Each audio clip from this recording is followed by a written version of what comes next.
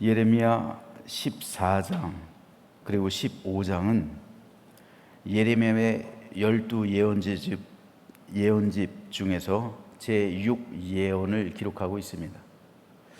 이 가운데 오늘 우리가 읽은 14절을 살펴보면 6절까지는 가뭄재앙을 예언하고 있습니다. 그리고 7절부터 12절까지는 예레미야의 첫 번째 중보 간구와 여호와의 거절과 심판 선언에 대해서 기록하고 있고요. 13절에서 18절까지는 예레미야가 두 번째 그럼에도 불구하고 중보 기도를 하죠. 그런데 하나님 역시 두 번째 거절을 하시고 심판을 또한 선언합니다.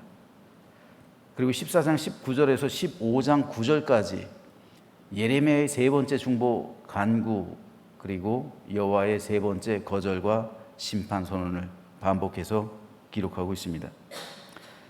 예레미야는 하나님 앞에 첫 번째 중보 기도를 할 때 이렇게 기도를 해요. 여호와여, 우리의 죄악이 우리에게 대하여 증언할지라도 주는 주의 이름을 위하여 일하소서. 우리의 타락함이 많으니이다. 우리가 주께 범죄하였나이다. 이스라엘의 소망이시오 고난 때의 구원자시여, 어찌하여 이 땅에서 거류하는 자 같이 하룻밤을 유숙하는 나그네 같이 하시나이까? 어찌하여 놀란 자 같으시며 구원하지 못하는 용사 같으시니이까? 여호와여, 주는 그래도 우리 가운데 계시고 우리는 주의 이름으로 일컬음을 받는 자이오니 우리를 버리지 마옵소서. 한마디로 예레미야는 우리가 주께 범죄했습니다. 자신들의 죄악을 솔직하게 고백하고 있는 거예요. 그러나 하나님께서는 우리 가운데 그래도 계시지 않습니까? 그리고 세 번째 간구를 할 때는 주의 언약을 기억해 주십시오. 주께서 아브라함과 맺은 언약을 기억해 주십시오. 계속 이 하나님의 언약을 상기시키면서 이 백성을 그럼에도 불구하고 하나님 언약의 백성이니까 우리를 용서해 주시고 우리의 모든 죄악에서 구원해 주시고 그리고 우리의 모든 잘못을 사하여 달라고 계속해서 예레미야는 세 번에 거쳐서 간구를 하고 있습니다. 예레미야가 세 번에 거쳐서 간구를 했다는 것은 하나님께서 계속 거절했다는 거예요. 심지어 하나님께서는 11절 12절에서 이렇게 말씀하세요.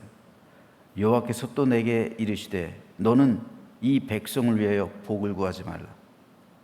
그들이 금식할지라도 내가 그 부르짖음을 듣지 아니하겠고 번제와 소제를 드릴지라도 내가 그것을 받지 아니할 뿐 아니라 칼과 기근과 전염병으로 내가 그들을 멸하리라. 왜 이렇게 하나님께서는 단호하게 너는 그들을 위해서 복을 구하지 말라. 쉽게 말해서 너 중보기도 하지 마 이거잖아요. 너 중보기도 하지 마. 더 이상 나한테 그런 기도해가지고 나를 괴롭게 하지 말라. 이 말씀이세요. 왜요? 그들이 금식해도 안 돼. 그들이 번제와 소제를 드려도 안 돼. 하나님께서 이미 굳게 결심하셨다는 거죠. 왜 그러실까요?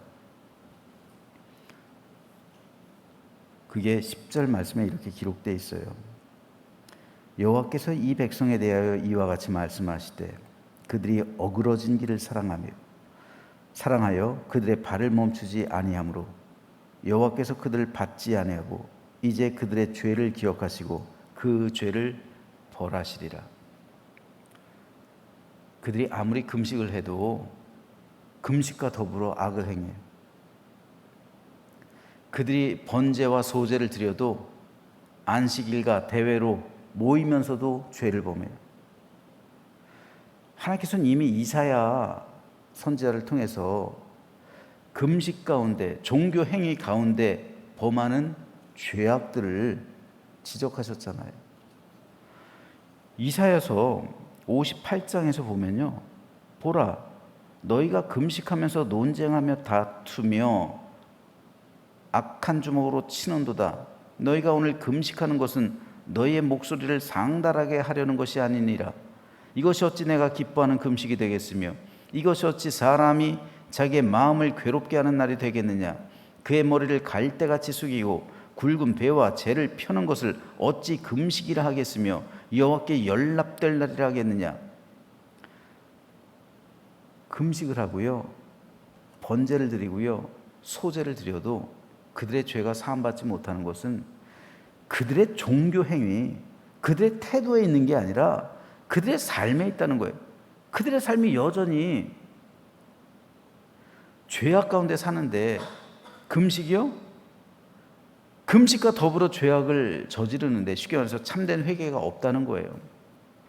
진실로 그들은 회개하지 않았다는 거예요.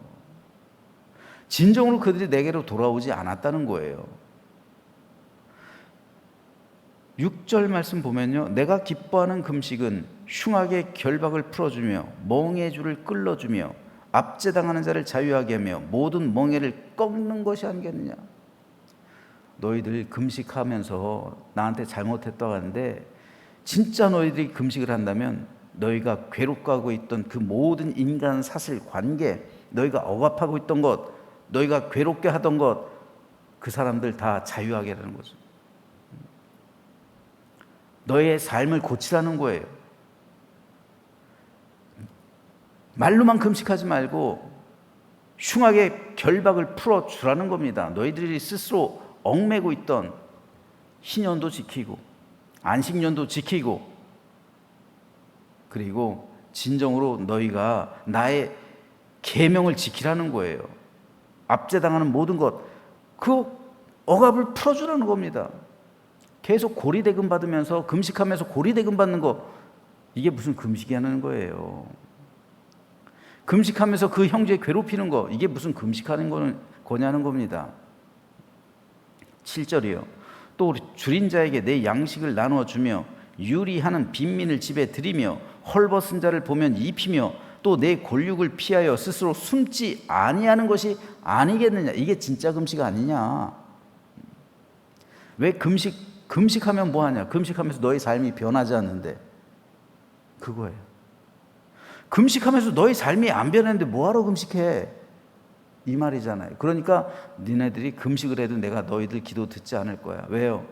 삶이 안 변하니까요. 아무리 종교 행위를 하고 아무리 하나님께 나와서 금식 기도를 하고 아무리 간구하고 번제와 소제를 드리고 자기를 희생으로 드리고 아무리 헌금을 많이 하고 아무리 종교적인 열성을 너희가 갖는다 할지라도 내가 너의 기도 듣지 않을 것이다. 왜냐하면 너에겐 참된 회개가 없기 때문이다, 이 말씀이에요. 그러나 만일 너희가 진정한 마음으로 회개를 하고 너희 삶이 변화되고 진정으로 하나님께서 기뻐하시는 그런 삶을 살아가기로 다짐하며 그런 인생길을 걸어간다면 어떻게 약속하십니까? 8절이요.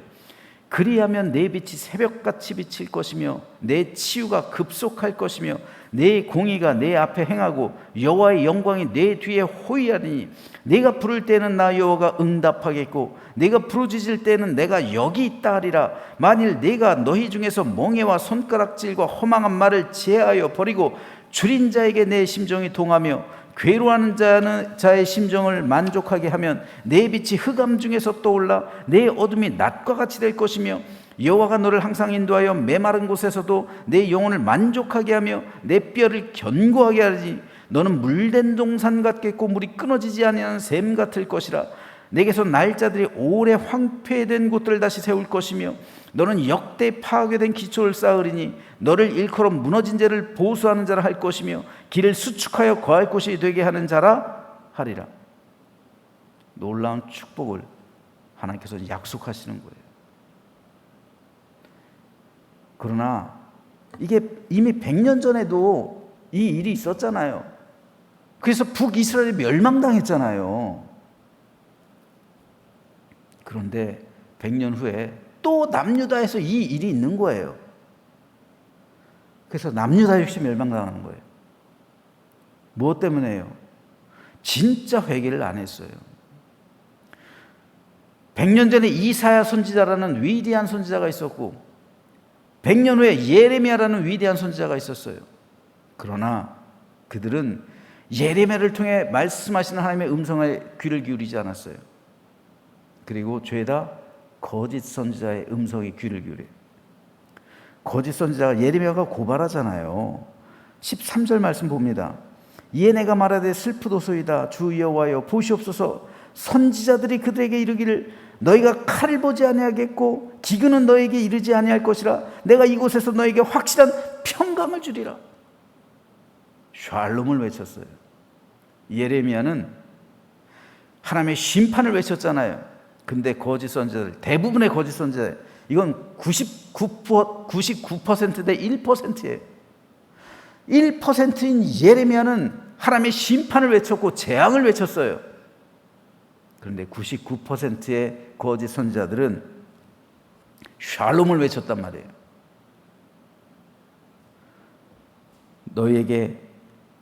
너희가 칼을 보지 않을 것이다. 전쟁 안 일어나. 걱정하지 마. 기근? 가뭄을 예언했죠. 14장 1절부터 6절까지. 예레미야가 가뭄이 일어난다고 말했지. 안 일어나. 걱정하지 마. 하나님이 너희들을 지켜주실 거야. 여호와의 샬롬이 너에게 임할 거야. 샬롬을 외쳐요. 예레미야는 재앙을 외치고 여호와의 심판을 외치는데 거의 대부분의 선지자들은 거짓 선지자들이죠. 다 하나님의 샬롬을 외쳐요. 백성들이 누구에게 귀를 기울여요? 예레미야에게 귀를 기울였다면 여호와의 심판을 외치는 그 예레미야 앞에서 하나님의 그 음성을 청종했다면 그들이 죄를 뒤집어쓰고 진실한 회개로 나아왔을 겁니다. 그런데 거짓 선지자들을 따라가니까 그들의 음성에 귀를 기울이니까 회개할 게 뭐예요? 그냥 샬롬. 샬롬이 얼마나 좋은 단어입니까? 얼마나 좋은 말이에요. 샬롬이란 게요. 여호와의 평강, 하나님의 평화, 하나님의 위로와 안식, 얼마나 좋은 말이에요. 그러니까 백성들은 이 좋은 말, 이 듣기 좋은 말에만 귀를 기울이고 있는 거예요. 그러나 참 선지자들을 하나님께서 멸하실 것과 동시에, 선지자는 당연히 거짓 선지자들을 하나님께서 멸하시겠죠. 보내지도 않았는데 그렇게 거짓 예언을 하는 선지자들을 하나님께서 가만두시겠습니까? 더 큰 심판에 처하게 하시겠죠. 그런데 문제는 백성들이에요. 그들의 예언을 받는, 그래서 그들을 쫓아가는 거짓 예언자들의 예언의 말을 듣고 그 거짓 선지자들이 예언한 그 말에 현혹돼서 그 샬롬의 은총에 속은 사람들, 그 사람들이 어떻게 돼요? 16절이요.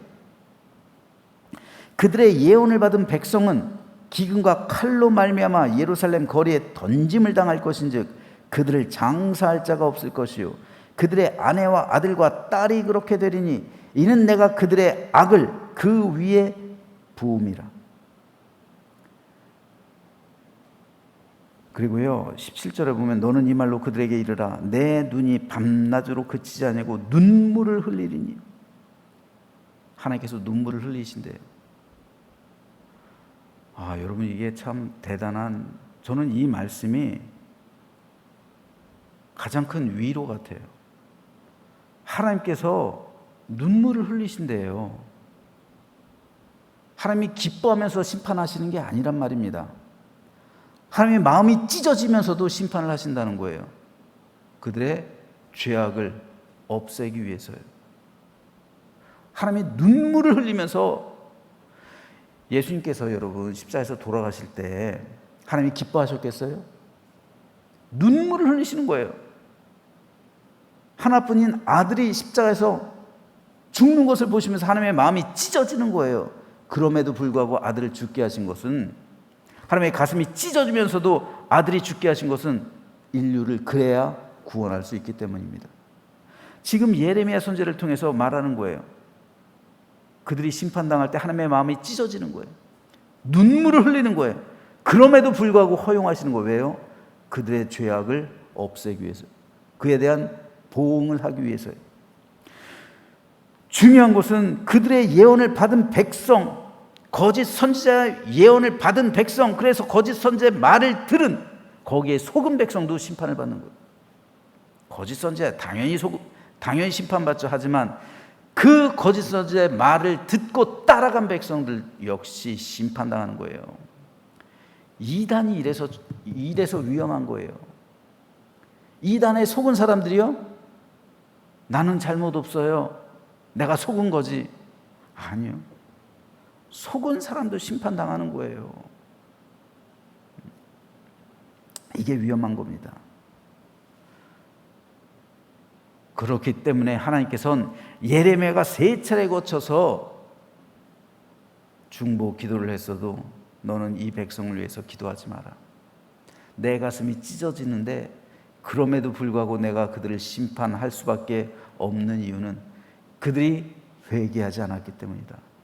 네가 지금 우리의 죄악을 용서하소서라고 해도 이건 네 말이지 백성들의 말이 아니지 않느냐, 이거잖아요.